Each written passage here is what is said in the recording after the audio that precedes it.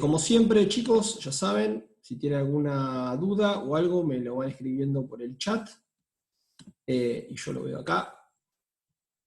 Para saber que no sean trolls, me dice Franco. Pero habrán visto las cosas que pasan en algunas clases, son bastante graves. En algunos casos, han pasado clases del profesor más que conozco del UNLP y demás, así que por las dudas hay que tener cuidado. ¿Qué va a hacer? ¿Qué va a hacer? Bueno, medición de la actividad económica 4, y no es que hayamos roto el orden del cual veníamos, porque hicimos ya medición de la económica, de macro hicimos la clase de introducción, hicimos la clase de medición 1, medición 2, medición 3, la clase pasada hicimos precios e inflación, y esta clase medición 4, que viene después de precio e inflación, es porque vamos a retomar la medición de la actividad económica, pero vamos a mirar comparaciones, y para hacer esas comparaciones, en muchos casos, o en la gran parte de la clase, vamos a decir, vamos a estar utilizando los conceptos de precios que estuvimos dando en la clase pasada, que es una clase bien interesante. La de la semana pasada, la del martes, por lo menos en mi caso y demás, yo me voy por las ramas, me parece súper divertido, me parece hablar de inflación en Argentina. Y ahora estaremos viendo cómo hacer comparaciones. No cómo comparar, porque no es lo mismo, como dijimos, cuando miramos el Producto Interno Bruto, que es la gran variable que estamos mirando hace clases, la producción que genera un país, no es tan fácil comparar. Entonces, ¿la producción de este año es más o es menos que la del año pasado, que la del año anterior? ¿O que comparado con la producción de Uruguay, o de Chile, o de Paraguay, o de Bolivia? ¿Cómo es la producción? Bueno, entonces hay un montón de cuestiones que, para poder comparar, necesitamos herramientas que ya fuimos adquiriendo, y ya con la clase de hoy estaríamos cerrando lo que es toda esta primera parte de medición de producto y demás. La bibliografía es la sección de Mochoni y Becker 13.4, que es, ya vimos una parte de 13.4, creo que vimos la sección 13.4.1 y 13.4.2, creo, y ahora completamos, pero es exactamente lo que está inmediatamente después a precios e inflación en Mochoni y Becker, continúa, que tiene que ver con lo que habla del PBI real y PBI nominal, PIB y PIB nominal y real. De Rossetti, las secciones 12.2 y 12.3, no leer, se corta ahí donde llegamos a ajuste a la paridad del valor de compra, esa parte dejarlo. Y el anexo yo les expliqué porque el libro de Samuelson y Nordhaus, y es el que generalmente seguimos, recuerdan que en algún momento cuando empezamos a dar producto, y la medición del producto, en algún momento yo les dije, saltéense una parte, en las páginas 398 y 399, cuando habla del Producto Interno Bruto real. Saltéense esa parte, yo les dije. La forma en que lo da Samuelson lo da muy por arriba, lo da con un ejemplo que quizás me parece que lo tira, le falta contenido, por eso me gusta más Mochoni y Becker cómo lo da, y Rossetti, me parece que se complementa mejor. Pero en cualquier caso, por si ustedes lo llegaron a leer y les parece que el lenguaje que usa Samuelson, el ejemplo, cómo sería consistente con el resto de la bibliografía y con el resto de la clase, yo el anexo de esta clase no lo voy a dar hoy, pero traté de un poco de explicar en los términos de Samuelson para que ustedes, cuando no piensen que son dos temas distintos. Así ustedes, después de haber leído la clase, si leen Samuelson o al revés, van a ver que estamos hablando de lo mismo. Traté de hacer como ahí una diagonal entre cómo lo plantea el libro y cómo lo vemos en la clase para que estemos todos tranquilos. Permiso, esta vez hago la clase y tengo el mate cocido acá. Así que les pido disculpas, pero bueno. Bueno. PBI real y PBI nominal. El Producto Interno Bruto es el valor de la producción a precios de mercado, ¿no? De modo que, si no hay más aclaraciones, vamos a estar hablando del Producto Interno Bruto nominal. ¿Ok? Entonces, cuando vemos el Producto Interno Bruto, estamos hablando es lo mismo que decir Producto Interno Bruto nominal. Como nosotros podemos ver, el Producto Interno Bruto nominal está medido en pesos, a los pesos de cada año. Dijimos que para cada año uno toma toda la producción de bienes, la valora a los precios que tienen estos bienes a precios de mercado, son los precios incluyendo los impuestos, en el libro eso lo van a ver, yo en la clase no lo mencioné, pero está en los libros. En cambio, cuando uno dice el costo de los factores es cuando no tiene en cuenta los precios. los impuestos. Esto igual no cambia para el análisis. Pero uno entonces, para cada año, cuando está mirando el Producto Interno Bruto, va a tomar a qué precios esté evaluado, y entonces en función de las cantidades que tiene, multiplicado por los precios, va a sacar todo el volumen de la producción, ¿no? Entonces, dado que todos los años hay un poquito de inflación más o menos, todos los años entonces va a crecer un poco el Producto Interno Bruto. En algunos casos, como la inflación, en algunos países, como veíamos el caso de Chile, la clase pasada, es más pequeño, pero en otros casos es bastante más importante el efecto inflacionario. Entonces, un tema que surge es el Producto Interno Bruto en 2019 contra el Producto Interno Bruto en 2017 de la Argentina. Decimos que en 2018 y 2019 la economía cayó. Cuando decimos que la economía cayó, ya con el vocabulario que venimos desarrollando y los contenidos que venimos desarrollando en estas clases, decimos que en realidad lo que pasa es que el Producto Interno Bruto es cada vez más chico, es que hay menos bienes producidos por esta economía. Cuando, alguno que prendió el micrófono, apáguelo, cuando me distraje. Como les digo, entre 2018 y 2019 decimos que la economía cayó. Cuando uno lo mira en valor nominal del Producto Interno Bruto, es decir, simplemente mirando cuánto se produjo por sus precios, vemos que el Producto Interno Bruto de 2019 es mucho mayor que el de 2017. Decimos cómo. Estamos diciendo que la economía cayó.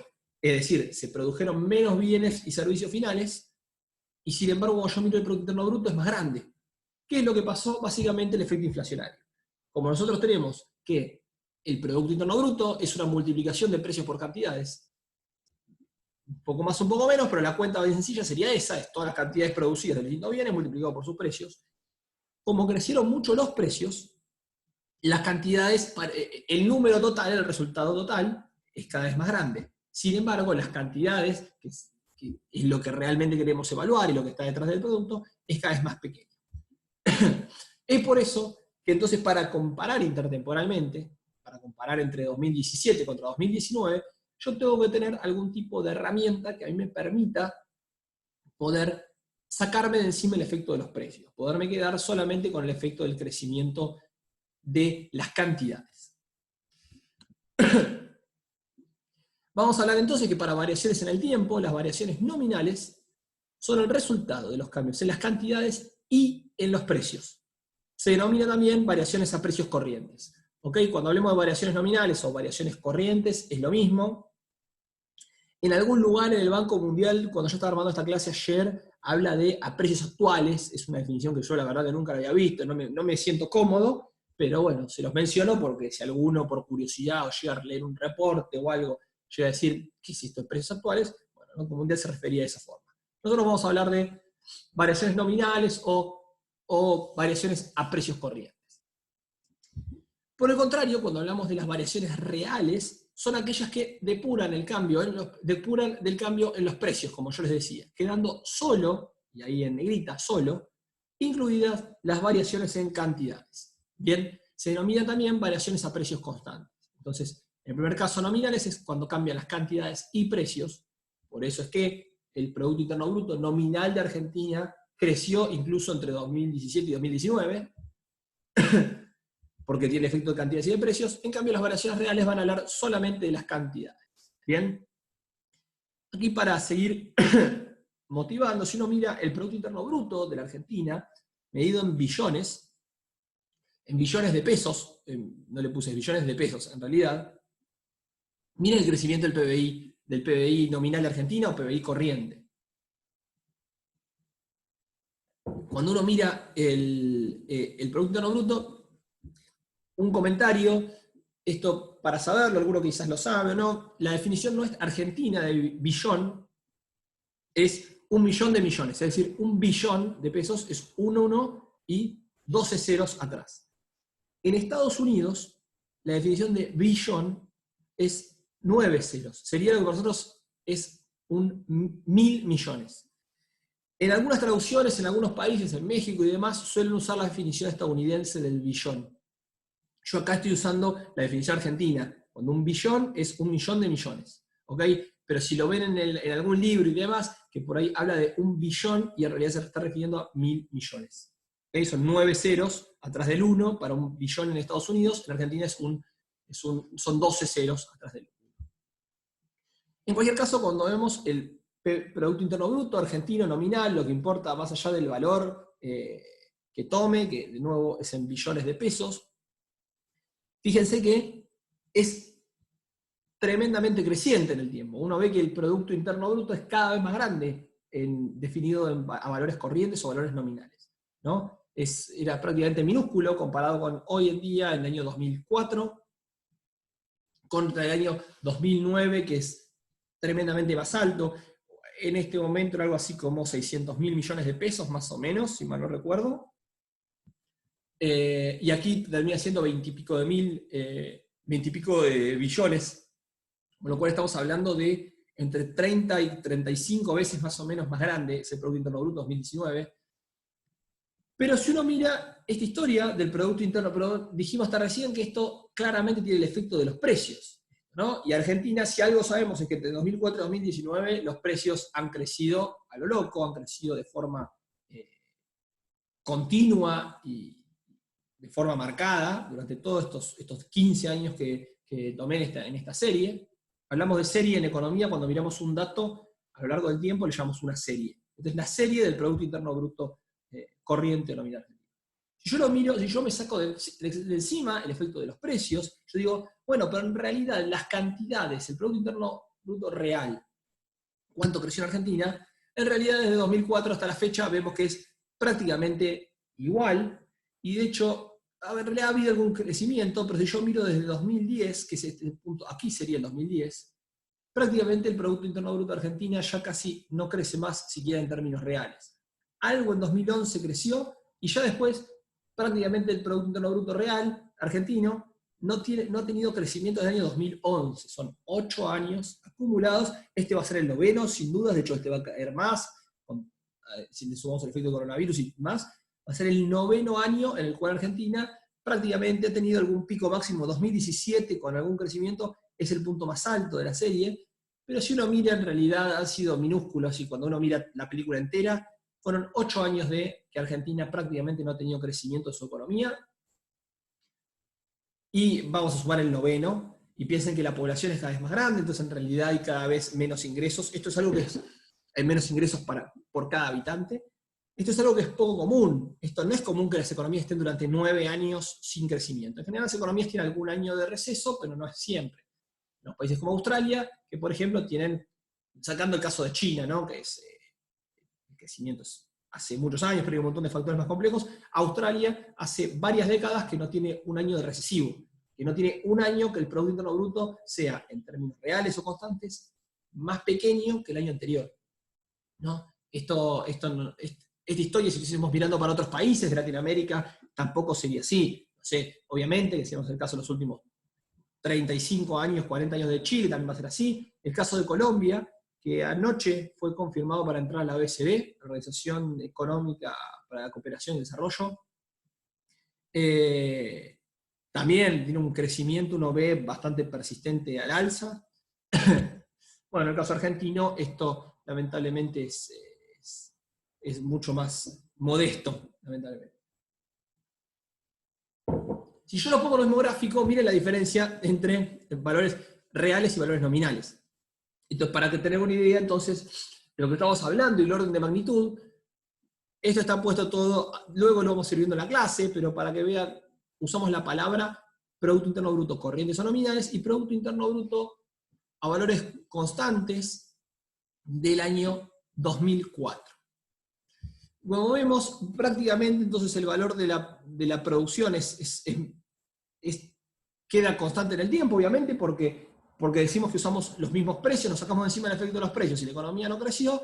Es una línea plana y bien pequeña con respecto a la serie que incluye los precios, que se va inflando y el Producto Interno Bruto parece infinito. En realidad lo que vemos es que toda esta diferencia es efecto de los precios, es efecto de que las cosas cada vez, cuando están denominadas en pesos, tienen un precio más grande, pero no quiere decir que estemos produciendo más o menos bienes en esta economía. ¿Okay? Hasta acá, claro, esta parte, que ahora es cuando vamos a empezar con la parte difícil, la parte conceptualmente más cargada. Hasta aquí venimos con un poco más la motivación, con las cuestiones más poniéndonos en tema de, en realidad, cuál es el problema que tenemos y qué es lo que tratamos de aprender en esta clase. El problema que tenemos claramente es que yo no puedo estar comparando unidades en distintos puntos del tiempo. En particular en Argentina esto es mucho más marcado que en otros países, por esta cuestión de los precios. Tengo que de alguna forma sacarme de encima esto de efecto. El Producto Interno Bruto real, entonces aquel Producto Interno Bruto, en que en vez de tener los precios de mercado, es decir, en vez de tener los precios corrientes y de cada año de la economía, lo que tiene es que usa los mismos precios para todos los años. ¿Ok? De alguna forma lo que estamos haciendo cuando tenemos el Producto Interno Bruto real o constante, vamos a utilizar los precios de un mismo año para todos los años de la economía. Como les mostraba en el gráfico anterior, ahí estábamos en el gráfico diciendo a precios constantes del año 2004. Es decir, suponemos que todos los años se producen los bienes y tienen los mismos precios que el año 2004. ¿Ok? Entonces, de esta forma, se eliminan las fluctuaciones en los precios y solamente nos vamos a quedar con los cambios en las cantidades producidas. O volúmenes, ahí puse la aclaración, porque también en alguna literatura pueden encontrar la palabra volúmenes. Bien, entonces, dado que en 2019 se produjeron menos productos que en 2017, el Producto Interno Bruto real de 2019 sí va a ser más pequeño que el Producto Interno Bruto real de 2017. ¿Listo? Viniendo para aquí, esta clase, este punto, tenemos que el 2017 es aquí arriba, marco con el cursor, y en 2019, que la economía cayó, se produjeron menos bienes y servicios, está más abajo. Entonces aquí sí, mirando el Producto Interno Bruto real o constante, a valores constantes, es que puedo observar esa caída de la cual hablábamos en el producto. Esa caída de la producción de la economía argentina, que tiene menos bienes y servicios. Una palabra clave que va a surgir acá, y que lo motivo para empezar a trabajar en las próximas femeninas, es el concepto de deflactor. ¿Ok? Nosotros entonces estamos viendo que a valores nominales no nos sirve, no podemos comparar. Decimos que en valores reales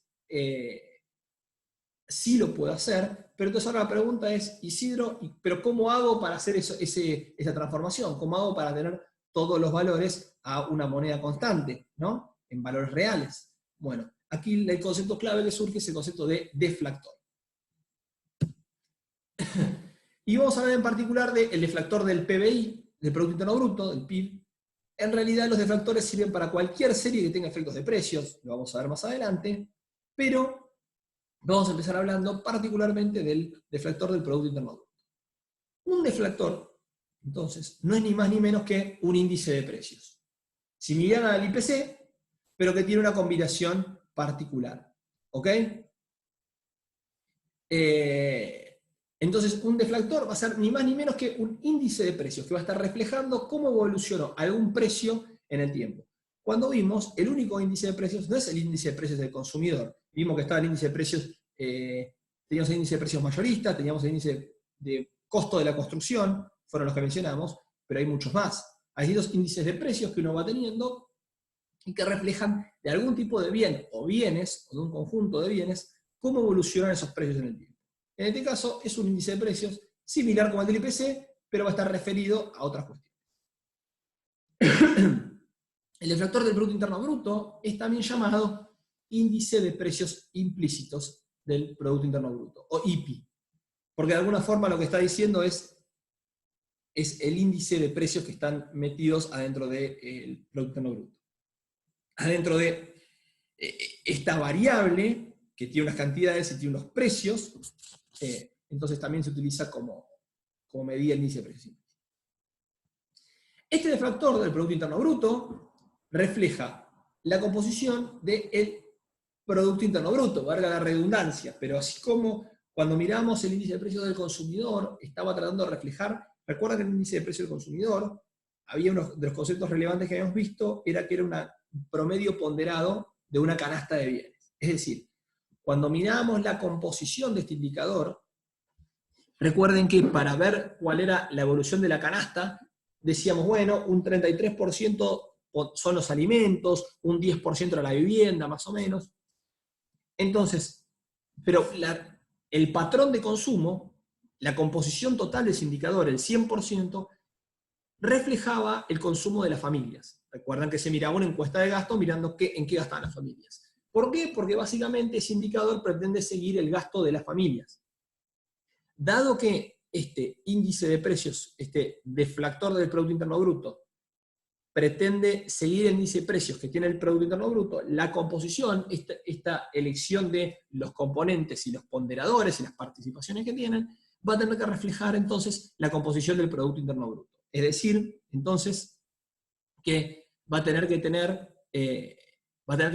la composición que tiene la producción de bienes, la producción de bienes del Producto Interno Bruto. Entonces, si la producción de maquinarias es el 5% del Producto Interno Bruto, va a tener que ser, entonces, en este deflactor del Producto Interno Bruto, va a tener que ser un 5%. Y así con cada uno de los componentes va a tener que estar replicándolo. ¿Por qué? Para poder captar los cambios en los precios que tiene el Producto Interno Bruto y poder tener un indicador que nos permita ir siguiendo cómo cambia. ¿Ok? El deflactor del Producto Interno Bruto, como similar de vuelta a como los índices de precios que vimos la clase pasada, que vimos el caso del IPC, de nuevo, esto es lo mismo, pero en vez de tener una canasta de consumo, es la canasta del Producto Interno Bruto, sería la composición, tiene un año de referencia. ¿Ok? El año de referencia en el Producto Interno Bruto de Argentina, en la actualidad, es el año 2004. Entonces decimos que el año 2004 es igual a 100. ¿Bien? Y aquí tenemos la serie, y lo que aquí vemos es que el año 2004, el índice este que es a 100, 110, 125 en 2006, etcétera, hasta llegar al año 2019, donde el deflactor del Producto Interno Bruto tiene un valor de 3.128. ¿Ok? Fíjense el crecimiento marcadísimo que ha tenido esto en el tiempo, ¿no? Va más o menos en línea, tiene mucho que ver este deflactor, obviamente, con la inflación. La única diferencia es que nosotros, como les contaba, la inflación como tal cosa no es posible de definirla, de medirla. La inflación, uno se concentra y dice la inflación es tanto. Uno, para mirar la inflación, en general está mirando cómo evoluciona el índice de precios del consumidor. Este es otro índice de precios que tiene otra composición, pero es esperable que si crece uno, crezca el otro también.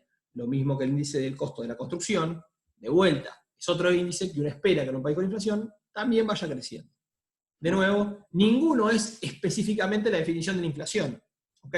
Sin embargo, como sabemos que hay inflación por detrás, es esperable que todos los indicadores, todos los índices de precios en la economía con inflación tengan este comportamiento creciente en el tiempo.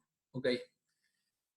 ¿Cómo es que se utiliza entonces este deflactor? ¿Cómo es que yo hago entonces para pasar, a partir de tener estos deflactores, los valores a los distintos valores que toma el Producto Interno Bruto a la definición real o a valores constantes? Lo que tengo que hacer para tener el Producto Interno Bruto real voy a hacer la siguiente cuenta. Voy a tomar el Producto Interno Bruto nominal, lo divido por el deflactor del Producto Interno Bruto y luego lo multiplico por el deflactor del año base. De esta forma, lo que voy a estar haciendo es llevar el valor del Producto Interno Bruto para un determinado año a valores del año base. ¿Ok? Entonces, si yo digo, quiero llevar toda esta serie, quiero llevar toda la serie del Producto Interno Bruto de Argentina, desde el 2004 hasta el 2019, digo, quiero tenerlo en valores constantes. Quiero tenerlo a valores constantes ¿de qué año? Del año 2004, ¿ok? Que es el valor que tengo aquí, que es el año base, que es el año que 2004 igual 100. Es el primer año de la serie. ¿Cómo hago? Entonces, para cada año, lo que tengo que hacer es, ¿cómo hago para que el 2005 me quede en valor real, o a valores constantes de 2004? Tomo el PBI nominal de 2005, lo divido por su deflactor, que es 110,32. Recuerden que yo tengo los puntos y las comas cruzadas, pero se entiende. Cuando hay dos decimales es porque es una coma. Serían las decimales atrás. Cuando hay dos unidades atrás del punto es porque son los decimales. Entonces, yo tomo el Producto Interno Bruto del año 2005, lo divido por su deflactor correspondiente, que es 110,32, y lo multiplico por el deflactor del año base, que es 100. Entonces yo tomo el Producto Interno Bruto del 2005, lo divido por 110,32, luego esto lo multiplico por 100, y eso me va a dar el Producto Interno Bruto del año 2005 a valores corrientes, a valores constantes. ¿Constantes de qué año? del año 2004. ¿Ok?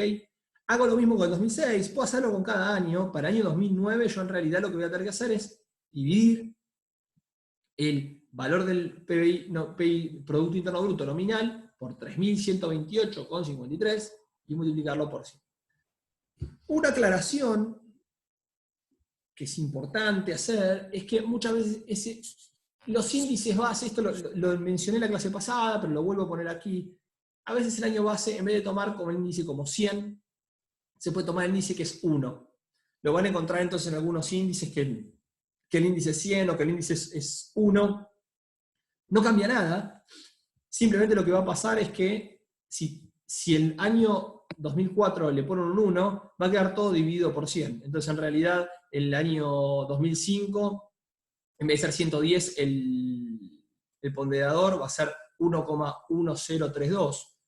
Y en realidad para esta cuenta no cambia nada, porque voy a estar dividiendo por 100 algo que multiplica y después algo que divide, entonces la cuenta es lo mismo. Pero digo porque en alguna literatura pueden verlo, Mochón y Becker suele usarlos en referencia a un 1 en vez de a un 100 como año base. ¿Okay? Esta aclaración, de vuelta, se las hago para que no se confundan, no les parezca que estamos hablando de cosas distintas, es exactamente lo mismo, yo multiplico por 100, ambos, arriba y abajo una división. Entonces, este deflactor es lo que nos va a permitir llevar a valores del año base. Decimos que el Producto Interno Bruto del año 2019 fue de 21,65 billones de pesos. ¿Ok? Entonces, ¿cómo hago para llevarlo a valores del 2004? Como dije, tomo el Producto Interno Bruto a valores del año 2000, a valores corrientes, a valores de mercado de ese año, lo divido por su deflactor,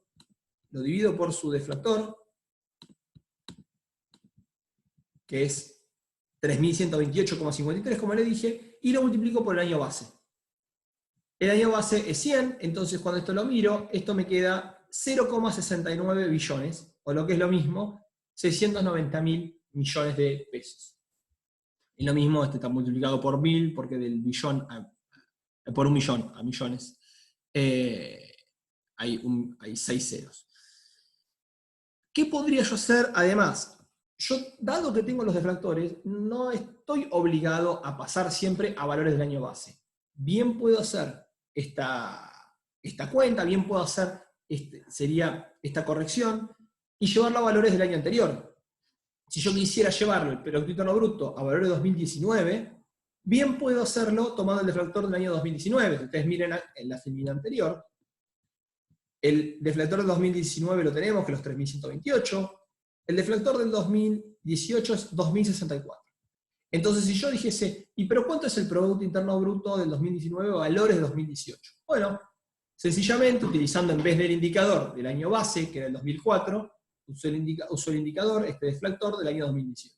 Tomo el Producto Interno Bruto nominal 2019, lo divido por su deflactor del PBI, y lo multiplico por el deflactor del año 2018. ¿Cuánto me da? 14,29 billones de pesos. ¿Ok? Entonces, este deflactor del Producto Interno Bruto lo que nos permite es, a partir de estas cuentas sencillas, llevar a valores de un año base, a valores que los hagan comparables. Entonces, si bien el año base en esta serie para los deflactores es el año 2004, no quiere decir que yo cuando tenga que llevarlo a moneda constante tenga por qué llevarlo a valores del año 2004. Bien puedo llevarlo a valores de cualquier año de la serie. También podría llevar valores, usando la misma lógica, adelantándolos en el tiempo que tengan valor a valor constante. Es decir, puedo tomar el Producto Interno Bruto del año 2004 y llevarlo a valores de 2018. Lo que va a hacer ahora es que me va a quedar mucho más grande, porque lo voy a dividir por un deflactor de 100 y lo voy a multiplicar por 2064. Entonces me va a quedar que el Producto Interno Bruto del 2004 en valores de 2018 era mucho más grande. De nuevo, entonces teniendo el Producto Bruto Interno nominal y un deflactor para distintos años, yo puedo llevarlo a valores constantes de un año u otro. Tanto para adelante como para atrás en el tiempo, ¿no? En ambos sentidos es que yo lo puedo hacer, simplemente porque yo tengo el índice de precios correspondiente. ¿Bien? ¿Alguna pregunta hasta aquí? de esto se entendió cómo es que funcionan este deflactor del Producto Interno Bruto.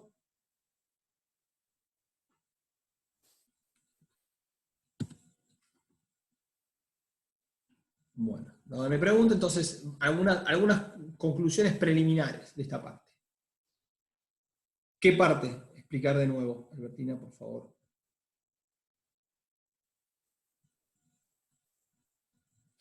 ¿Qué cosa no se entendió?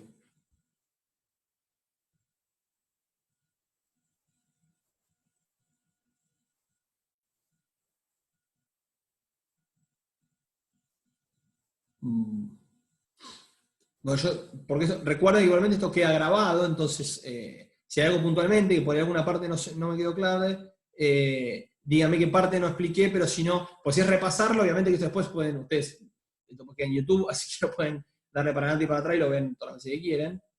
Pero entonces si te acordó esto, después esto lo ponemos en YouTube, así no nos tenemos retenidos de más y podemos hablar un poquito del trabajo práctico.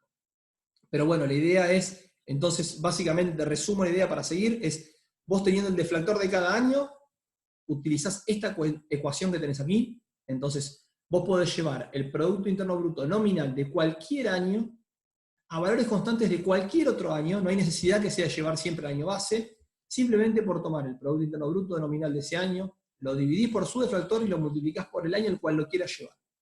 Entonces aquí está hecho para el año 2009 llevándolo a 2004, tomando su PIB nominal, dividiendo por su deflactor y multiplicando por el deflactor del año 2004. Pero luego también mostré que se puede hacer también para cualquier otro año de la serie, tomando el deflactor del año al cual se quiere llevar. ¿Ok? Bueno, sí, un poco aburrido igual, pero yo me podría mirar Netflix, más que mirar 600 veces esta clase. Deflactar precios, entonces, un poco para resumir, esta metodología se puede utilizar para cualquier bien o conjunto de bienes. Esto es importante. Ustedes se podrán dar cuenta, lo único que uno deflacta en economía no es el Producto Interno Bruto. Cualquier precio, cualquier bien, si yo sé los precios de una serie de precios que sea un índice de precios que yo quiera referido a estos bienes, los puedo mover en el tiempo. Así como el Producto Interno Bruto, con su índice de precios, que es el deflector del Producto Interno Bruto, lo puedo llevar a valores de otro momento del tiempo, también podría llevar una canasta de consumo con el índice de precios del consumidor. Aquí decimos, en general, para los precios domésticos utilizamos el IPC, es decir, así como para deflactar, sí, el Producto Interno Bruto, usamos este deflactor del Producto Interno Bruto, cuando yo quiero mirar, a ver, a valores del año pasado, estas zapatillas, ahora más adelante hay un ejemplo, ¿cuánto costaban? ¿Cuál era su precio? Vamos a utilizar el IPC como índice de precios, como deflactor. ¿Ok? Entonces esta metodología aplica para cualquier índice de precios y bienes que yo quiera tener, no solamente para el Producto Interno Bruto. Para el caso de los precios domésticos, de los bienes que uno compra en el día a día, domésticos quiero decir con los precios adentro del país, no domésticos de que sean de la casa, sino en economía cuando hablamos de algo doméstico es adentro del país. Sería por contraposición a extranjero o internacional. ¿Ok? Y como yo le decía, recién estuvimos trabajando con lo que era el IPC.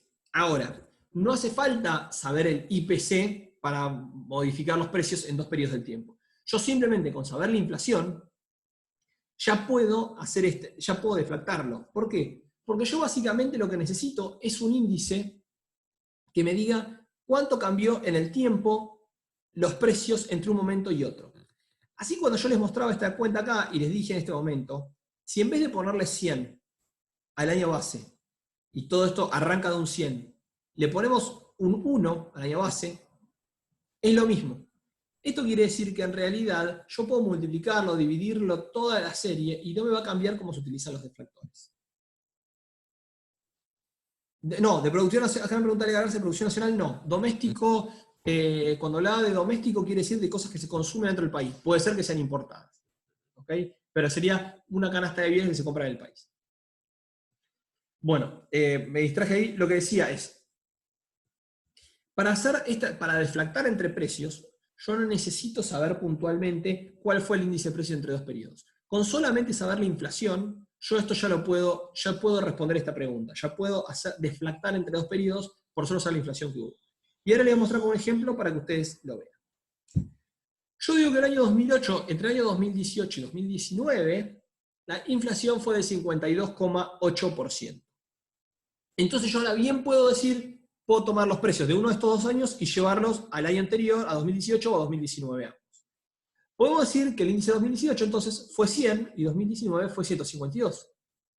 O sea, yo por el solo hecho de tener la inflación, le pongo 100 al año que yo quiero, de estos dos, y el otro va a ser, en función de ese año base que tomé, me va a quedar un índice. Entonces, si yo sé que de 2018 a 2019 la inflación fue del 52,8%, no necesito saber cuál es el índice de precio del consumidor que dio el INDEC para ese año.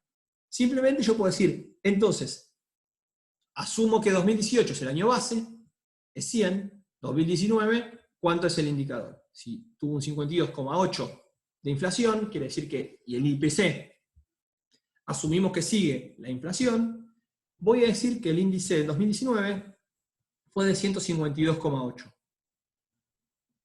¿Se entiende esta parte? Esto es importante, no es tan sencillo por ahí, pero es una cosa bien relevante para que ustedes aprendan y para que ustedes entiendan. Entonces, ¿cómo hacer con cualquier año puntual? Simplemente con saber la inflación, ustedes pueden llevar a precios entre un año y otro.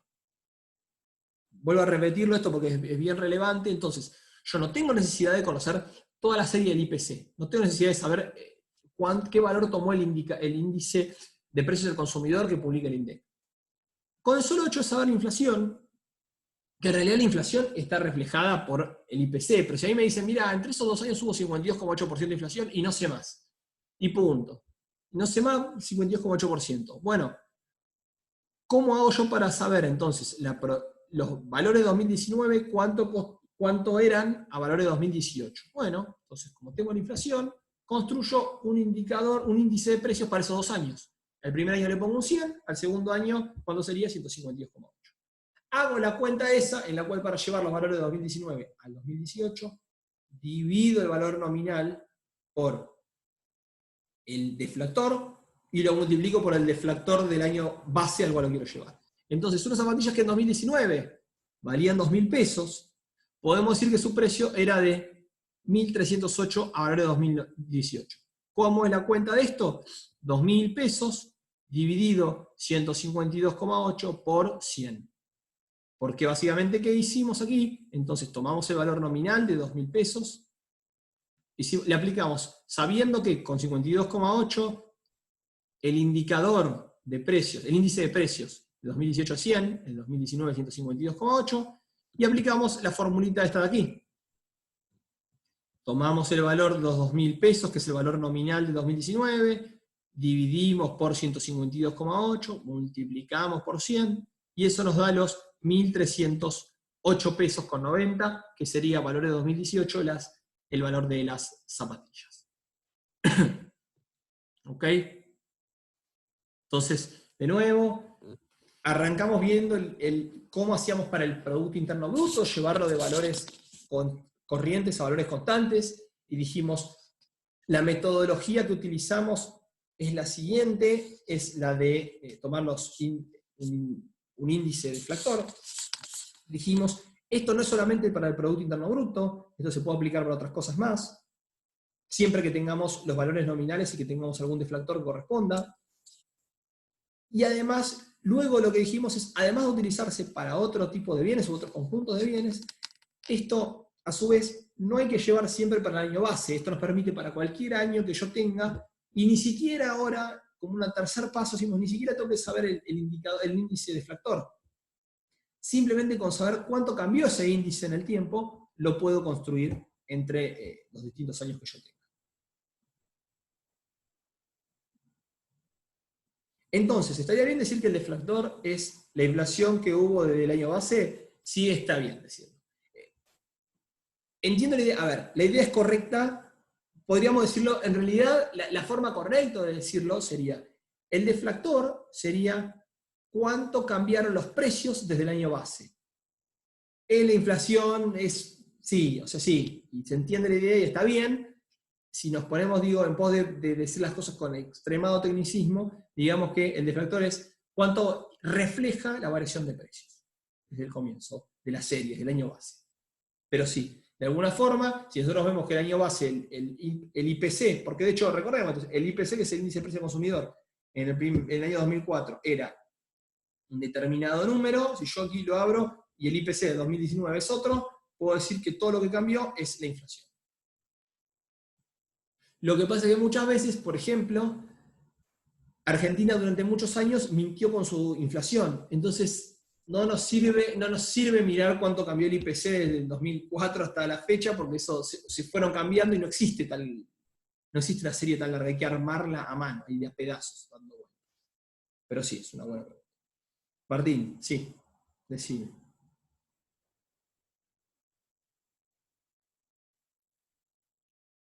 Puedo hacer preguntas con micrófono si te es más fácil.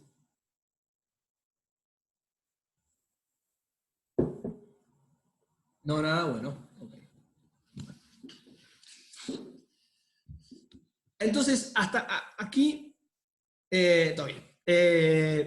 Entonces, vimos ya que para comparar en el tiempo el Producto Interno Bruto, dijimos que el Producto Interno Bruto nominal no me sirve, pero así como ninguna cuestión nominal, cuando hay inflación dando vuelta y cuando hay precios que cambian, ninguna variable nominal me sirve. ¿Cómo hago para comparar en el tiempo? Tengo que utilizar algún deflactor. Hasta aquí llegamos, entonces vimos que la misma metodología se puede utilizar para varias cosas con distintos deflactores y que uno tiene cierta flexibilidad para poder comparar años a partir de simplemente saber la variación. En el tiempo entonces lo podemos comparar. Lo que sigue aquí es decir, bueno, y entre países, ahora, no en el tiempo, pero a veces que yo quiero decir, che, y el Producto Interno Bruto de Argentina con respecto al Producto Interno Bruto de Uruguay o de Chile, ¿cómo es? Bueno, aquí hay que tener en cuenta, de nuevo, también el valor de las cosas que están denominadas, porque cuando la Argentina mide su Producto Interno Bruto, lo mide en valor de a precios argentinos, a precios en pesos. Entonces, aun cuando yo lo lleve a valores constantes del año que sea, o a valores corrientes, está definido en pesos argentinos.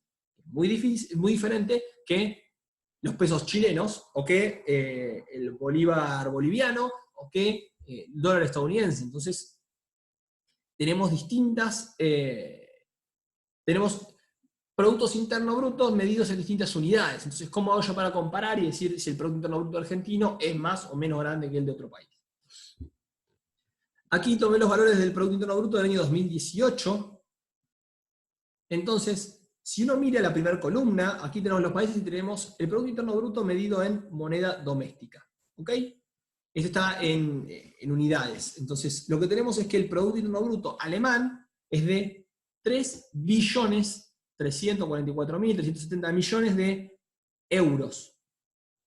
En Argentina en 2018 era de 14 billones. Era mucho más grande de alguna forma.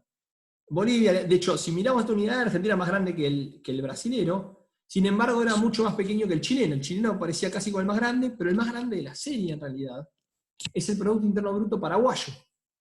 Mucho más incluso que el de Estados Unidos. Entonces uno dice, ¿cuál es el Producto Interno Bruto más grande? Bueno, cada uno está medido en su moneda doméstica, en su moneda nacional, entonces está en pesos, en euros, en Argentina está en pesos, en Bolivia está en bolívares, y así reales, etcétera, toda la serie.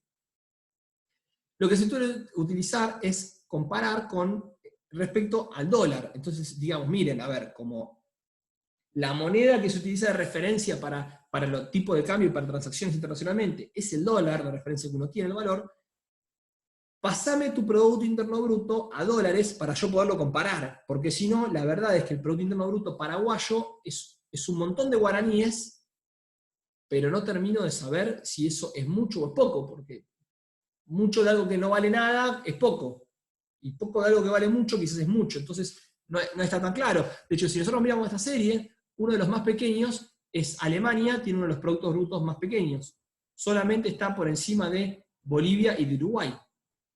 Ahora, lo que yo sé es tomando el tipo de cambio, que el tipo de cambio me dice cuántas unidades de mi moneda doméstica tengo que dar a cambio de un solo dólar para que la relación esté equilibrada, ¿no? Para que valga lo mismo.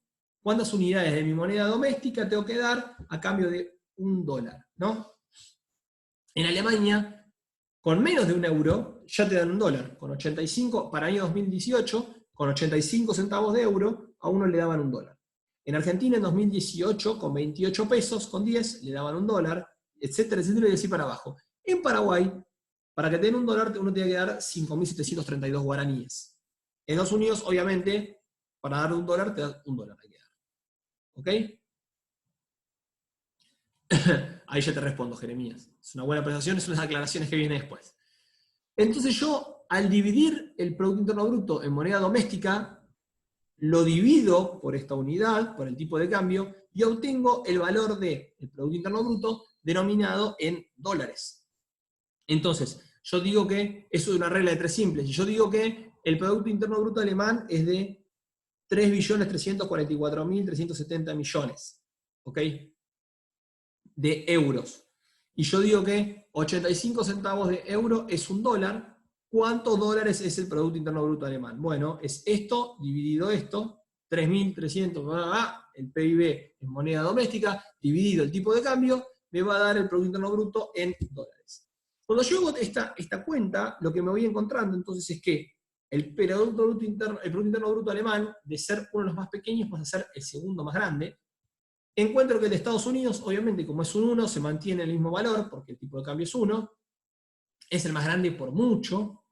Encuentro que el paraguayo, que era el más grande por mucho en la primera serie, pasó a ser el segundo más pequeño, ahí nomás con el de Bolivia, muy parejo con el Producto Interno Bruto boliviano. Lo mismo para todos, incluso para el caso argentino, también hay una disminución bien marcada de uno al otro. Entonces lo que veo es que cuando yo tengo moneda doméstica, no es posible comparar ahora entre países. No me es factible decir, che, bueno, pero ¿qué Producto Interno Bruto es más grande? Bueno, pasarlo a una misma moneda, a una misma unidad de medida. El problema de fondo que tengo aquí, lo mismo que cuando miraba las variaciones nominales, es la unidad de medida.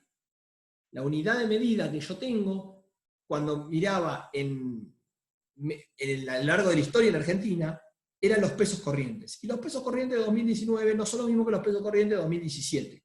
La unidad de medida es distinta. Si bien se llama igual, se llama pesos, en realidad no es lo mismo porque el valor de esa unidad de medida es distinta. Un peso 2019 vale mucho menos que un peso 2017. Entonces está medido en distintas unidades de medida. Por más que se llamen igual, conceptualmente es distinto. En este caso es un poco más evidente entre países que la unidad de medida es distinta, porque si yo mido en pesos uruguayos no es lo mismo que en pesos argentinos. Lo que tengo que hacer es, siempre lo que estoy haciendo es llevar a una misma unidad de medida. En este caso lo que estoy haciendo es, de hecho, si ustedes, lo que hago de alguna forma, el tipo de cambio actúa como un deflactor, que yo divido por tu tipo de cambio, y en algún caso, si no lo estoy haciendo aquí, pero y lo multiplico por el tipo de cambio del país al cual quiero llevarlo. Esto es importante entenderlo de esta forma. Funciona igual que un deflactor esto. Lo que pasa es como el ponderador del país base, del país contra el cual comparo, el deflactor es que es un 1, porque el tipo de cambio es un 1, pero funciona de esa forma. Divido por el tipo de cambio, que implícitamente lo que me está haciendo es dividir por tus unidades y multiplicando por las del país al cual estoy llevando. Esa parte suena como un trabalengua, pero por si alguno está pensando, en realidad estamos haciendo lo mismo que lo que veníamos haciendo. Lo que estamos conceptualmente, lo que ustedes se tienen que guiar con la idea, lo más importante es decir, lo que tengo que hacer siempre es llevar a una misma unidad de medida de las cosas. Yo no puedo estar comparando peras con manzanas, como decimos en economía. Así como hasta recién no puedo comparar cosas medidas en pesos de 2019 y cosas medidas en pesos de 2017, porque son distintas, yo no puedo comparar cosas medidas en pesos argentinos contra cosas en pesos bolivianos. La mejor forma es encontrar una misma unidad de medida. ¿Cuál es la unidad de medida internacionalmente que tenemos para evaluar las cosas? El dólar. Entonces, cuando yo divido por el tipo de cambio, estoy llevándolo todo a valores en dólares. Y ahí es que puedo ver estas diferentes diferencia tan marcada entre lo que es un Producto Interno Bruto y moneda doméstica, que no me dice nada, no me dice ni mucho ni poco, la verdad que no me da ninguna información, contra el Producto Interno Bruto en dólares, que sí me permite ver qué país, me da una mayor magnitud de cada país, qué valor tiene. Y fíjense que ahora esto tiene bastante ahora sí esto hace sentido. La primera columna era difícil entenderla, ahora uno dice, mira, de todo este concierto de países, Estados Unidos es claramente el más grande de todos, es algo que es bastante lógico. Alemania es el segundo más grande, luego viene Brasil, luego viene México. Eso tiene bastante lógica. Ahora esto sí hace sentido, ¿no? Cuando al principio esto era un cambalache, ¿no? Era Paraguay, nos queda Paraguay, Chile, el orden de los países, después México. Si uno ordena por el valor del Producto Interno Bruto en moneda doméstica, es totalmente, no tiene ningún tipo de información. Esto a uno no le sirve mucho para nada comparar países así. Ahora sí, cuando lo paso a dólares. Entonces, ahora voy a responder preguntas. Jeremías me preguntó primero. ¿Qué valor de dólar se toma? Ya que varía mucho a lo largo del año. Y este es un tema muy importante y lo van a ver que eso está en el libro de Rossetti, esto está mencionado. Muy buena pregunta, Jeremías.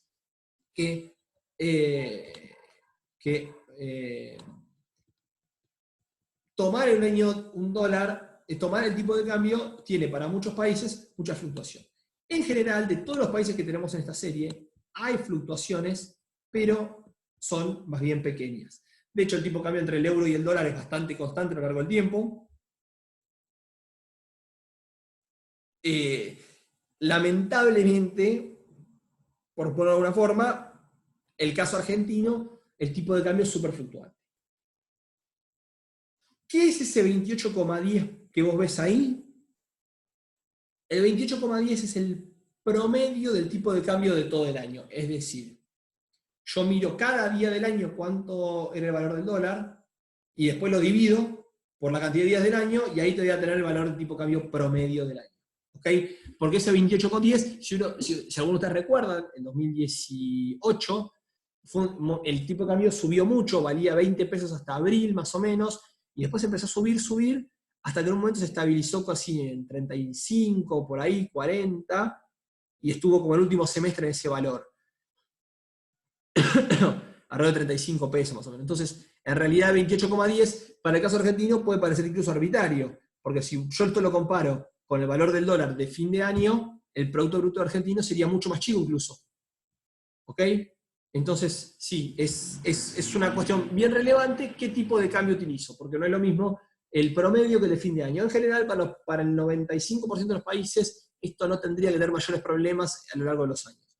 En Argentina, como el tipo de cambio todo el tiempo se está evaluando hace muchos años, qué momento del año, qué identifico como el tipo de cambio, cambia mucho el valor. ¿Sí? Es una muy buena pregunta, Jeremías, para la cual te cuento el problema, la solución, obviamente que tome lo que tome, va a dejarnos algún tipo de duda.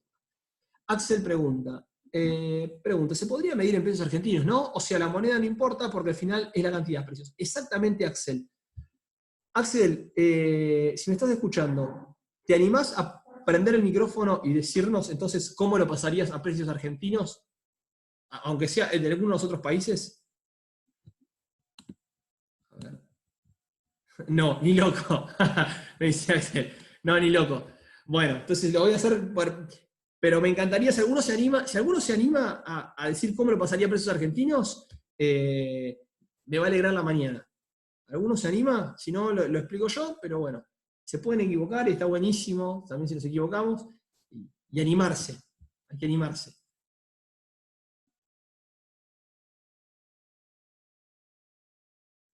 Ninguno, ¿cómo lo pasaría a un precio argentino? ¿Cómo hacemos? La pregunta de Axel era si yo podría expresarlo todo esto en precios argentinos, así como en la última columna, yo estaba expresando todo en dólares, que es la moneda estadounidense, podría bien hacerlo en precios argentinos.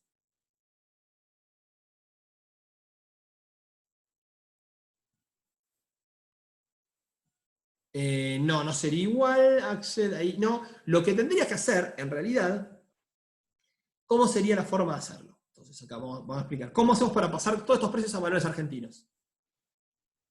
Yo, como les dije, por cada dólar me dan, nos paramos en este momento del tiempo, ¿no? Por cada dólar me dan 28,10 pesos argentinos.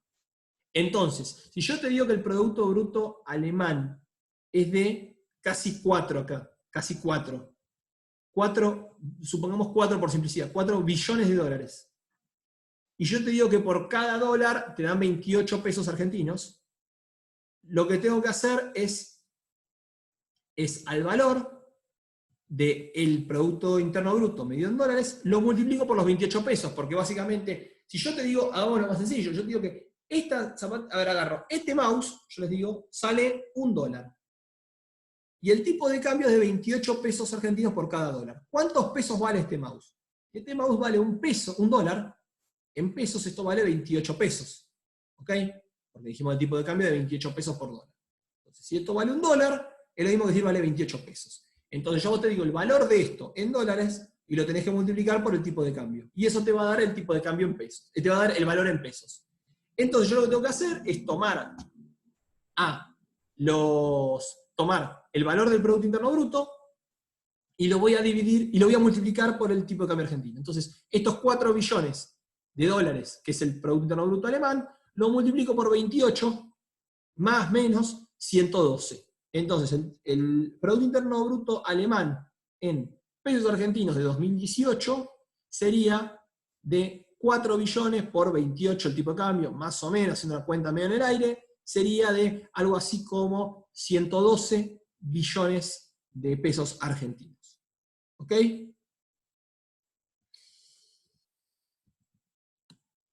Acá me dice que lo escribió alguien. Me perdí. Bueno, está bien, las pregunto igual porque esto. Algunos acá me dicen, yo estas cosas las releo en voz alta porque ustedes recuerden que la clase queda grabada, entonces los chicos que por esta pregunta a ustedes les suma, las respuestas que ustedes se van poniendo acá no lo ven esto. A mí me queda igual el registro del chat, pero yo a ustedes no les subo el chat.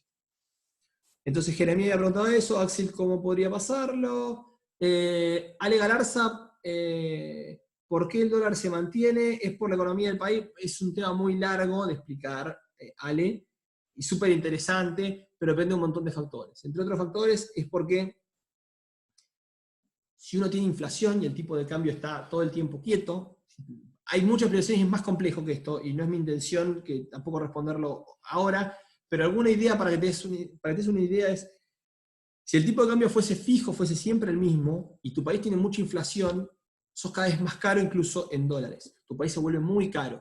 Y volverte muy caro es insostenible porque no le puedes exportar nada a nadie. Vos imaginate que las cosas valen hoy un peso que valga, no sé, un dólar valga 70 pesos, entonces a vos producir, no sé, esta lapicera en Argentina te cuesta 70 pesos. Entonces el costo de esta lapicera es de $1. Si vos tenés inflación, el año que viene en vez de 70 pesos, esto vale 140 pesos, porque hubo un 100% de inflación. Entonces, en realidad, si el tipo de cambio se queda fijo, esta lapicera, que el año pasado me costaba producirla 70 pesos y era $1, el año que viene, cuando me cueste 140 pesos, va a ser $2. Esta lapicera, si en el mundo se venden a $1, ¿a quién diablo le voy a vender una lapicera que vale $2? A nadie. Entonces, hay unas explicaciones más largas, pero una idea para que te vayas pensando, esto tiene cierta consistencia con otras variables. Si yo me quedo prendido un tipo de cambio muy bajo y tengo inflación, soy cada vez más caro, y en realidad cada vez exportar se me hace más difícil, y es cada vez más barato importar. Esto para ir al anecdotario, que me gusta irme en las clases, yo esto no me olvido más, no sé chicos, lamento decirles, pero Papá Noel no existe, esto se lo tengo que decir, no lo vean cerca de ningún niño.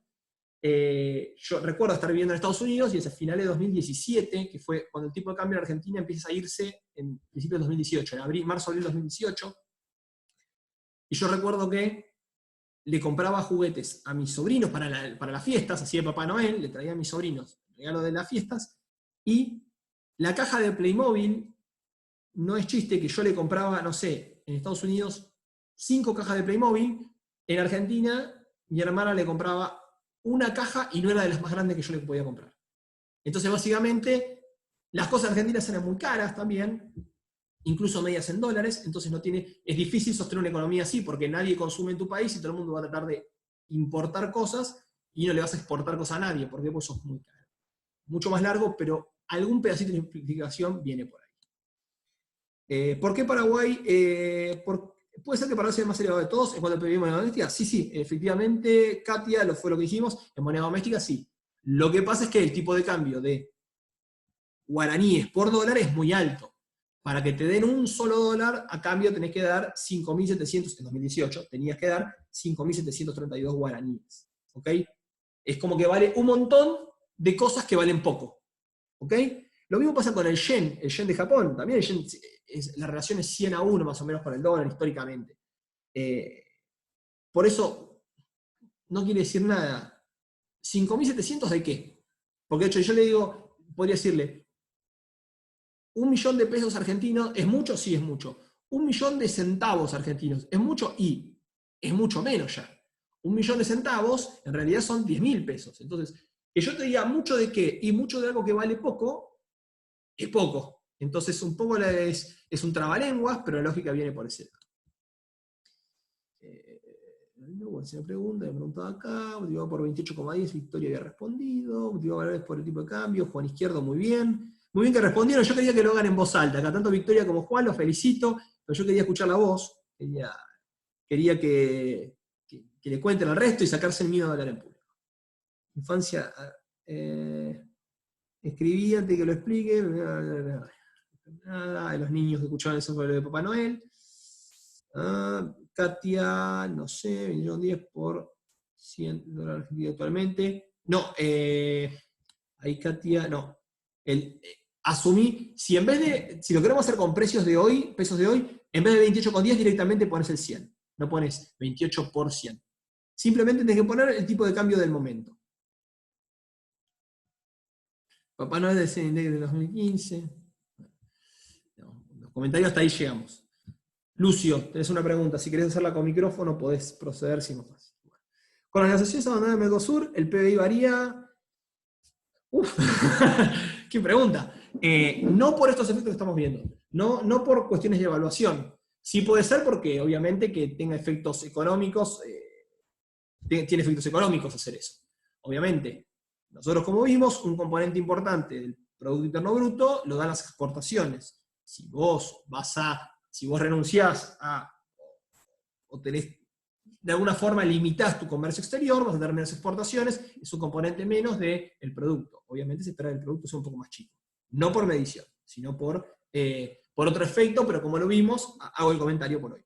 Martín, guarda con la pregunta, Martín. Con los adjetivos, por favor.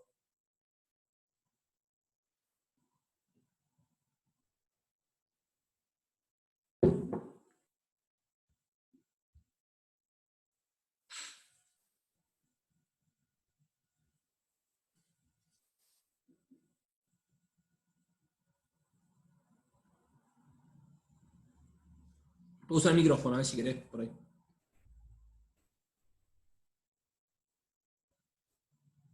Y profe, mejor porque no sabía cómo formular la pregunta.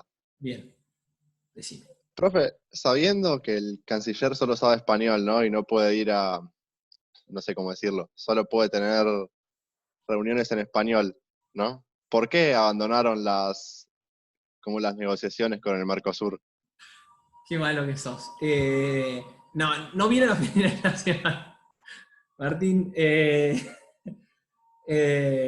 no vieron los fines de la clase ese tema. La verdad que no lo sé, no sabría decirlo. Es difícil de explicar y el comercio, no lo vemos en estas clases, el comercio exterior tiene un montón de ventajas para los países, porque básicamente compro barato, un poco la lógica del comercio exterior. A mí, ¿cuál sería la lógica de por qué me conviene comerciar? El comercio exterior, yo voy a vender las cosas que yo soy bueno, entonces las cosas en las cuales relativamente para mí es fácil producir y para otros es difícil, entonces te puedo vender más caro. Y voy a comprar aquellas cosas que para mí es más difícil producir y para mí son más baratas comprarlas afuera que producirlas yo. El comercio exterior tiene un poco la lógica del comercio y la especialización del trabajo que vimos en las primeras clases, las primeras 2 o 3 primeras clases, en las cuales básicamente Isidro Guardarucci lo único que puede hacer a gatas y con un montón de dificultades es cuestiones de economía. Mucho más que eso no hago. Como les comenté, cocinando soy un desastre y lo pude comprobar. Entonces, todo lo que tenga que ver, por ejemplo, con mi alimentación, yo lo trato de comprar y delegar en otra persona. Mis cuestiones de contabilidad, mi contadora me ayuda porque ella es la que sabe, ella es la que se formó para eso. Etcétera. Y así para todo. No sé, en algún momento tú vas a aprender inglés. Yo la verdad que autoenseñarme inglés me costaba muchísimo, que es lo mejor y buscar una persona que lo sepa hacer mejor que yo. ¿Por qué? Porque relativamente me es más barato. ¿Por qué? Porque relativamente, si yo me tengo que poner a aprender inglés solo, tengo que dedicar una cantidad de horas porque no sé ni cómo organizarme para estudiar. En cambio yo tendría que renunciar a un montón de horas de mi trabajo para hacer las cosas que realmente yo más o menos digamos que sé hacer bien. Si yo tuviese que hacer mis declaraciones, mis cuestiones impositivas, yo me tomaría, no sé, días y días enteros que tendría que dejar de hacer mi trabajo por hacer eso. Me sería muy costoso, incluso en términos de plata, no contratar una contadora.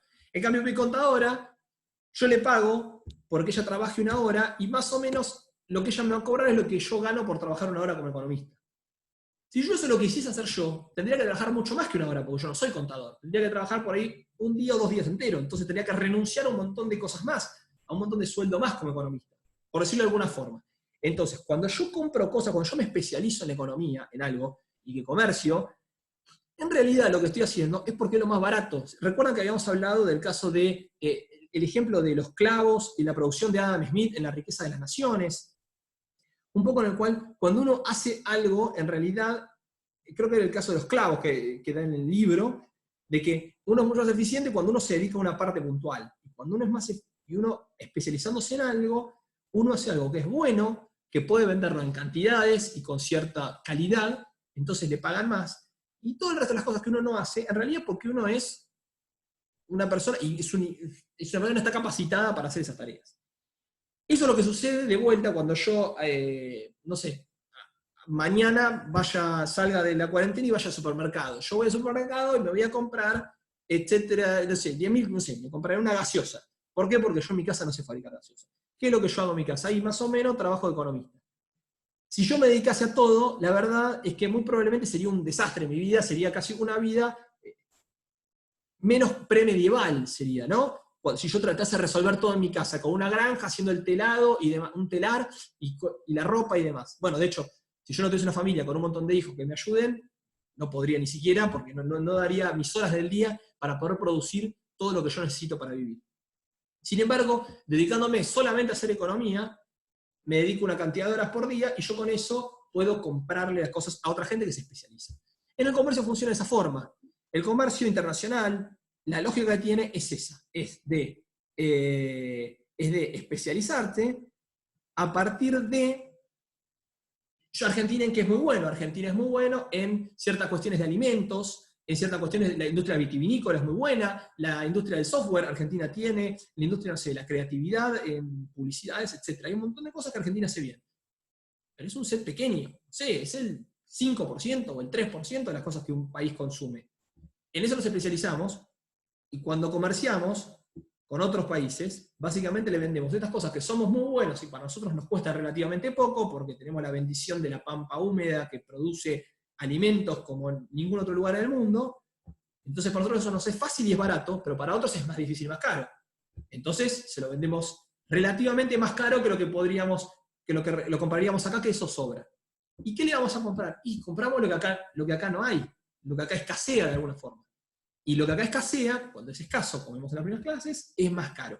Entonces nosotros acá estamos dispuestos a pagar más. Lo que abunda, recuerden, por ley de oferta y demanda, lo que abunda es más barato. Entonces lo que acá nos sobra, acá es barato. La soja acá relativamente es barata. ¿Por qué? Porque hay mucha, y porque no la podemos comprar toda y comer todos los argentinos. Como abunda, como hay un sobrante de soja, el precio es barato acá. Otros países que la necesitan y no tienen, es caro. ¿Por qué? Porque demandan mucho más que lo que producen. Entonces, con esa lógica de entender que lo que a mí me escasea me sale caro, lo que a mí me abunda me sale barato, produzco lo que me abunda y se lo vendo a alguien que le escasea. Aquel que le escasea, eso es barato, eso es caro, a mí que me abunda eso es barato. Entonces yo lo que produzco barato lo vendo caro. Y al revés cuando yo compro. Relativamente, las MacBook, ya les conté, yo no uso Mac, pero para aquel que le guste, está perfecto Apple, acá escasean, no tenemos toda la tecnología de producción y demás. Entonces, relativamente acá es mucho más caro. Lo mismo que, y ni siquiera hace falta ir a eso, lo mismo que, no sé, la palta, por ejemplo. La palta tiene mejor palta, hay ciertos países de más altura que tienen mejor palta que la Argentina. Perú tiene mejor palta que la Argentina. Entonces, bien podríamos consumir palta peruana. ¿Y por qué? Porque tiene mejor palta y más abundante que la Argentina. Una palta, un iPhone. Y no te digo que tanto, pero la palta está más o menos, está como un pedazo de un iPhone, la palta. Y uso la palta en realidad para contarle por qué, porque la palta abunda y voy de vuelta en el anecdotario. En la casa de mis papás, todavía está, hay un árbol de paltas. Entonces yo cuando era chico, ¿qué abundaba en mi casa? Las paltas. ¿Por qué? Porque un árbol que da una cantidad de paltas que no se imaginan. Sobran las paltas en esa casa, en la de mis viejos. Entonces, lo que sobra a mí me es barato y para otra persona que le escasea, es caro. Y entonces yo vivía en el Mondongo de chico, un barrio bien tripero, entonces yo con mi hermano, que era más chico que yo, más chiquito, y un vecino del barrio, bajábamos las paltas, algunas las sacábamos del piso, que se habían caído, pero la gente no se enteraba, íbamos a la feria de Diagonal 79 y las vendíamos. La gente las pagaba más cara, ¿por qué? Porque les escaseaban, y yo las vendía, para mí no costaba nada sacarlas, porque se me caían directamente las paltas, las bajaba, estaba a la tarde al divino botón y sacándolas con una caña. Bueno, básicamente yo estaba vendiendo lo que a mí me abundaba, un bien que a otros les escaseaba. ¿Y qué pasaba? Ganábamos todos. ¿Por qué? Porque la gente valoraba más la palta que lo que en ese momento vendía cada palta a 50 centavos. 50 centavos. Y compraba videojuegos con eso, de PlayStation 1. Así cierra la historia. Profe. Paltas y el comercio internacional y cómo ganamos. Desde chico con la economía, de chico con el comercio, que es distinto. Con el comercio. Bueno, no sé, ahí Martín Ciso explicó un poco la lógica de por qué considero que después hay que ver cada tratado de comercio y no, cada caso puntual, habrá que verlo, cada arreglo comercial, qué beneficios y costos trae. Puede ser que haya arreglos comerciales que no sean beneficiosos, por lo que sea, porque es como un contrato con un montón de puntos a tener en cuenta, pero en general uno va a tender a decir que el comercio tiene beneficios para las partes.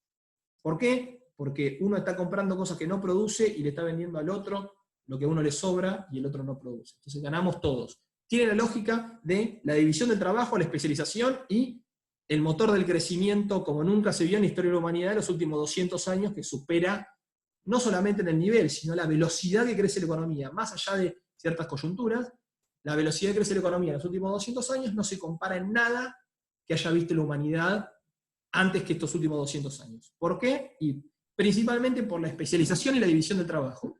El comercio no es ni más ni menos que eso, pero en vez de escala individual o escala de empresas, es llevado a escala de países.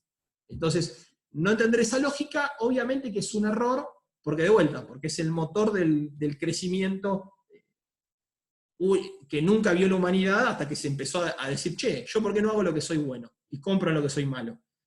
Entonces, ese sería un poco el enfoque del comercio internacional. Es más complejo, en este caso puntual habrá que analizarlo y demás, más allá de las apreciaciones personales que hiciste, pero bueno.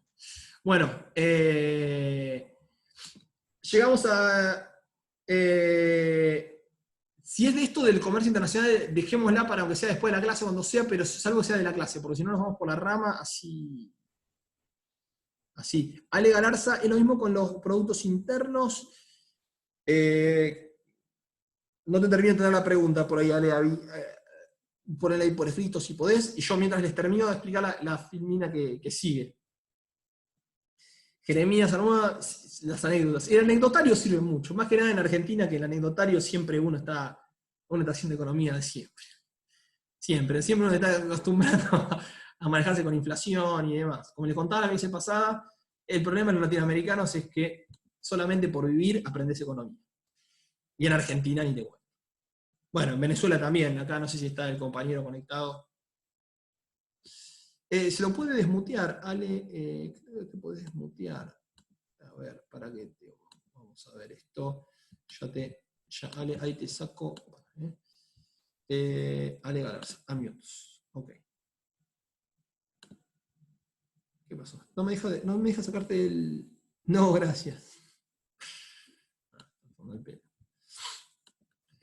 Bueno, si querés mientras escribiendo, yo termino a explicar que queda una filmina más de esto de la comparación entre países. Aquí llegamos a este punto donde tenemos el volumen de la producción entre países, medido en dólares. Pero ahora podrían decir, sí, bueno, todo muy lindo, pero en realidad vos me estás diciendo que el Producto Interno Bruto uruguayo es uno de los más chiquititos de todo esto, pero yo voy a Uruguay y Uruguay no parece que le falten cosas. Básicamente uno lo que está diciendo es, la verdad es que los uruguayos tan mal no les va teniendo tan poquito que producen. Bueno, hay una cuestión central que es la población que tienen. porque yo puedo tener un Producto Interno Bruto enorme, Brasil, por ejemplo, o México, y uno me dirá, che, pero yo voy a Uruguay, que es mucho más pequeño, y me da la sensación de que produce más, o produce mejor, o que vive mejor Uruguay, o Chile mismo, podríamos decir, que yo voy a Chile o Uruguay, y no se compara con Argentina, o con Brasil, o con México, que son países más grandes, pero que en realidad uno observa una calidad de vida muy por detrás. Falta el factor de la población, como dice Jeremías. Entonces aquí agregamos la población la agregué más o menos, los datos son los más recientes que había, los bajé de Wikipedia en realidad. Entonces cuando uno mira, bueno, pero ¿cuál es el Producto Interno Bruto per cápita? Y aquí la foto cambia mucho. Entonces aquí cuando uno mira per cápita, medido, esto es el Producto Interno Bruto, se mide a lo largo de un año, es cuánta producción hay por cada individuo que hay vivo en cada uno de estos países. Y acá la foto vuelve a cambiar. Porque aquí, a ver, Estados Unidos sigue siendo el más grande, Alemania sigue siendo el segundo más grande, pero aquí el tercer país, en términos per cápita, con mayor producto en dólares, pasa a ser Uruguay. Que ahora esto sí es consistente con lo que yo veíamos cuando digamos antes hasta la tercera columna, que decíamos, Isidro, pero ¿cómo? Uruguay lo veo tan pequeño, pero sin embargo uno no siente en Uruguay que tenga un producto, que su economía esté tan rezagada. Bueno, per cápita, Uruguay o Chile son países con un desempeño muy superior al que puedo observar en Argentina, en Brasil o en México, que son países mucho más grandes en volumen, pero sin embargo, como son incluso más grandes todavía en términos relativos en población, hacen que el Producto Interno Bruto per cápita sea mucho más pequeño. Nuevamente queda más atrás, pero Paraguay y Bolivia, que tenían un Producto Interno Bruto prácticamente igual, Paraguay y Bolivia era un caso bastante llamativo, en moneda doméstica Paraguay era el más grande, Bolivia era el más pequeño de todos. Cuando los pasamos a dólares, pasaron a ser los dos más pequeños prácticamente iguales. Pero ahora cuando les pusimos la población, ahora Paraguay sale del último lugar, de hecho, por bastante, y se diferencia bastante de Bolivia. ¿Ok? Entonces, bueno, cada vez que vamos metiendo distintos factores para comparar, aquí tenemos una comparación, primero el volumen total de la economía, en moneda doméstica, que ¿qué me quiere decir? Nada, luego lo pasamos a dólares, y ahí podemos ver el volumen de la economía para comparar qué economía es más grande o más pequeña. Luego pasamos a decir, bueno, pero en términos per cápita, y en términos per cápita se reconfigura. Estados Unidos sigue siendo el más grande. En general, el indicador de Producto Interno Bruto per cápita nos está midiendo de alguna forma el bienestar o la capacidad de poder adquisitivo. No nos olvidemos clase 1, que esto creo que todas las clases por un motivo u otro lo nombro, que el objetivo final de la economía era mejorar el desarrollo económico y el bienestar de los habitantes y de los individuos. De alguna forma, el Producto Interno Bruto, medido en dólares per cápita, es un indicador bastante aproximado de cómo vive la gente dentro de un país. Existen otros indicadores alternativos, como indicador de desarrollo humano, el cual mezcla esto, y mezcla esto a su vez con, hace como una ponderación de a tercios, un indicador ponderado, un tercio es esto, un tercio es la alfabetización de la población, y un tercio tiene que ver con la esperanza de vida. Entonces mete no solamente cuánta plata ganan, que está muy de la mano, pero además incluye cuestiones de educación y de salud, para medir el índice de desarrollo humano, porque puede ser que un país tenga un PBI per cápita muy grande, pero la población no viva tan bien. En estos casos es bastante lineal la relación, pero por ejemplo, supongamos que uno tiene un caso como Arabia Saudita, donde el Producto Bruto Interno es muy grande, pero está muy concentrado porque viene la producción de hidrocarburos, y sin embargo la población vive bien, vive muy bien, pero no vive tan bien como otro país comparable con el mismo Producto Interno Bruto per cápita. El caso más extremo de esto, históricamente, siempre es Guinea Ecuatorial. Habrá que verlo si habrá cambiado un poquito en el último año o dos, pero si quieren cuando termine la clase lo pueden buscar. Guinea Ecuatorial es un país el cual produce hidrocarburos, que los vende a Europa y a China más que nada, y tiene un Producto Interno Bruto en dólares altísimo, más alto que el de Chile. Creo que más alto que el de Uruguay puede tenerlo. Ahora, está todo concentrado en un dictador de hace 40 años, entonces la población vive mucho peor. Entonces yo miro el Producto Interno Bruto per cápita y Guinea Ecuatorial, uno decir, es un país europeo por su nivel de ingresos, comparable con países europeos, con países, no sé, de Norteamérica, bueno, no tanto Canadá, Estados Unidos, pero comparable con países que viven mucho mejor. Y sin embargo, cuando uno mira otros indicadores, en realidad la gente vive muy mal, vive muy mal. Entonces, bueno, como les digo, el Producto Interno Bruto en dólares per cápita es mucho más acercado a mirar calidad de vida de la gente. Y lo único, no. De nuevo, hay otros indicadores que van a incluir cuestiones como educación o como salud, que nos permiten tener una foto más completa de lo que sería. Hay otras cuestiones también que se pueden mirar, bueno, pero me interesa ver cómo es las cuestiones distributivas. Es decir, Estados Unidos tiene el Producto Interno Bruto enorme, y en términos per cápita es más grande todavía. Fíjense que uno diría, che, el Producto Interno Bruto de Estados Unidos es mucho más grande que el alemán per cápita en dólares. Es mucho más grande. ¿Qué tiene eso? Bueno, tiene un problema de distribución quizás de Estados Unidos. La gente muy rica concentra mucho más riqueza proporcionalmente. El porcentaje de la riqueza de Estados Unidos concentrada en el 1% más rica es muy grande. Entonces, hay algunas cuestiones de desigualdad que puede haber. Entonces, en general, la gente de Estados Unidos vive mucho mejor que en un país como en Argentina, pero no es obvio de que viva tanto mejor como refleja este indicador que en Alemania.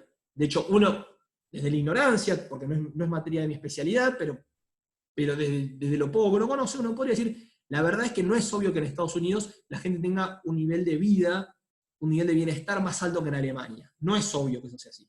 Sin embargo, este indicador parece que es claramente superior. Bueno, hay otras cuestiones, de vuelta, y yo incluyo aquí cuestiones de educación, cuestiones sanitarias o cuestiones distributivas de cómo está distribuida la torta. Está todo relacionado, porque cuando la torta está más distribuida, va a hacer que la gente pobre tenga mejor educación, mejor salud, entonces van a mejorar esos otros indicadores. Es muy probable que ahí cambie un poquito la foto. En líneas generales, esto nos alcanza, podemos comparar entre países, pero no es lo único. Un último factor que no lo damos en clase y que de hecho yo explícitamente en las Filipinas les dije que no lo lean, porque eso se tiene que ver con otras cuestiones más, pero que me gusta mencionarlo, y esto no se preocupen porque es algo más complejo, no va a estar en el examen, pero que está bueno mencionarlo para que lo sepan, en las cuestiones del poder adquisitivo, y que en realidad tiene que ver con la paridad del poder adquisitivo. Yo en alguna clase les puse alguna filmina que estaba PPP, decía. Eso lo van a ver en macro 1, pero en cualquier caso, para que tengan un poco el sabor de esto que quiere decir, hay veces que los países tienen un Producto Interno Bruto medido en dólares, incluso per cápita, muy pequeño, pero los bienes en ese país son particularmente baratos, incluso medidos en dólares. Entonces, puede ser que el Producto Interno Bruto argentino sea de $11.500, como está ahí para 2018. Y que el Producto Interno Bruto uruguayo sea de 17.000. Es decir, más o menos la cuenta lineal es que el Producto Interno Bruto uruguayo en dólares es alrededor de un 50% más alto que el argentino. Si los bienes en Argentina, hay que tener algo en cuenta, porque alguien me podría decir che, pero mira, la verdad es que cuando uno va a Montevideo, Uruguay es muy caro, incluso en dólares. Uruguay es muy caro. Si yo lo paso a dólares, los bienes en Uruguay cuestan mucho más en dólares que en Argentina. Yo en Argentina, no sé, salgo a comer afuera, y si yo lo paso a dólares, no sé, como por $5. Y en Uruguay cuando yo voy, como por $7. Por decir un caso. Entonces, yo tendría que tener en cuenta que, ojo, que no es solamente el producto que hay en dólares, sino tengo que mirar a la gente vivir en cada país cuánto le cuesta vivir en dólares. A eso es a lo que refiere ese título que les dije explícitamente, que no lo lean, pero que está bueno que sepan que no se acaba acá la discusión, que no se acaba en el PBI per cápita. Como les conté, hay otras variables más, pero a su vez dentro de estas variables, únicamente midiendo el Producto Interno Bruto, hay otras correcciones más, que van a ver más adelante en macro 1, pero que tiene sentido seguir avanzando. ¿Y cuáles son estas? En particular, las cuestiones de lo que se llama paridad del poder adquisitivo. ¿Y a qué apunta? Apunta a esto, a entender que incluso cuando yo entro a un país, el Producto Interno Bruto, medido en dólares, es uno u otro, como les digo, en Uruguay es un 50%, en esta medición, puntualmente, con estos números, es el 50% más alto que la Argentina. Sin embargo, uno puede decir, che, claro, pero los uruguayos para vivir necesitan un 50% más de dólares que los argentinos. ¿Por qué? Porque salir a comer en Uruguay sale 50% más, porque comprarme una ropa, la ropa sale más caro. No siempre es así, pero entonces lo que podría pasar es que en realidad cuando yo corrijo por esos efectos, ahí en realidad la diferencia no sea tan grande. Del mismo modo que por ahí lo que yo estoy viendo ahí es que Bolivia es una tercera parte de la Argentina, más o menos, un 30% de Argentina. más o menos el producto per cápita. Podría ser al revés, que me digan, mirá, pero está bien, es una tercera parte. Pero en Bolivia, vivir sale mucho más barato que en Argentina, en dólares incluso. Entonces también está ahí sería al revés, ahí me decís, ahí quizás Bolivia está subestimado. Entonces, de nuevo, a lo que apunto con esto es para comparar entre países, es importante usar la misma unidad de medida. La unidad de medida dijimos que usamos los dólares, después dijimos lo miramos per cápita, pero hay más correcciones que no los damos en este curso, pero que se pueden seguir avanzando, por si a alguno le surge la duda de decir, ojo que ahí no se termina, y estos números por ahí no reflejan del todo lo que está, todo lo que está detrás de la calidad de vida de la gente.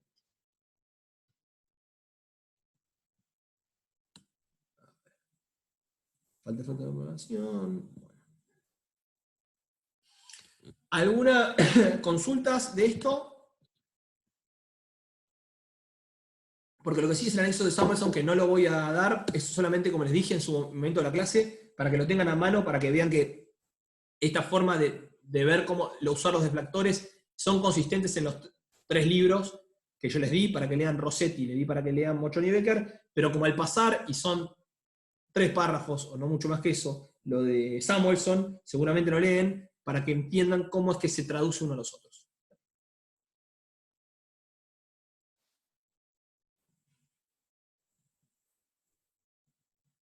Si no hay dudas, paso a hacer los tips para resolución del práctico 4, que anoche me escribió Juani, que no sé si estaba acá, Juani dando vuelta.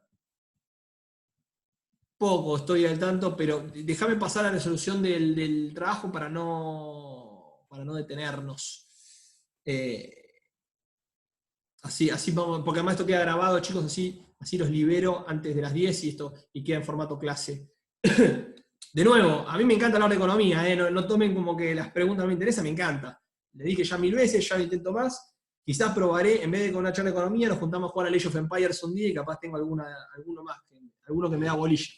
Pero por eso simplemente, no porque no me parezcan interesantes sus preguntas, me parecen divertidísimas, pero bueno, lo tenemos que ir con esto. Isidro War en Steam, todo con minúscula, como un email.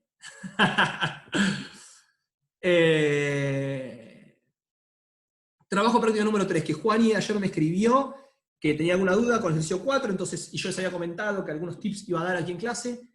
El este TP3 es bastante cortito, si lo miran, comparado con los otros, es bastante hacer lo mismo en distintas formas, pero mucha vuelta no hay. Entonces, un poco aquí me voy a... vamos a sacarlo para acá. Así. ¿Ustedes ven cuando estos cambios entre TP3 y aquí cuando le voy a la pregunta 2, esto lo llegan a ver? Yo hago este Alt Tab así, para ver si ustedes lo están viendo o no, mi pantalla. Que aquí tengo trabajo práctico 3, y ahí hago Alt Tab, y ahora veo el otro PPT, el otro PDF. ¿Lo llegan a ver los dos? Bueno, yo si no empiezo a hablar y de última me dirán si no están viendo lo que estoy hablando. El trabajo práctico número 3, pregunta 2, esto. Ok. Pero si yo hago así, ahora estás viendo lo que dice pregunta 2, Danisa, en este momento. ¿No? Ok, bueno. Entonces voy a leer acá trabajo práctico 3, claro, porque lo saqué. Claro, porque lo saqué como un tonto. Esto, vamos a ver si yo hago esto así.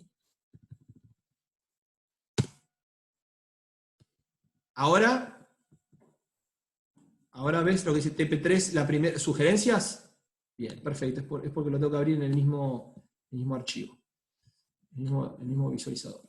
Bueno, entonces, TP, pregunta número 2. Dada la siguiente curva de demanda, nos da una curva de demanda, Q de X. Recuerden, esto es importante pensarlo, que estas no son cuentas al azar, o sea, no son variables tiradas porque sí, sino que Q de X quiere decir cantidades demandadas, tienen la siguiente forma: 100 menos 2P de X, menos 2 veces el precio de X. X sería el bien en cuestión.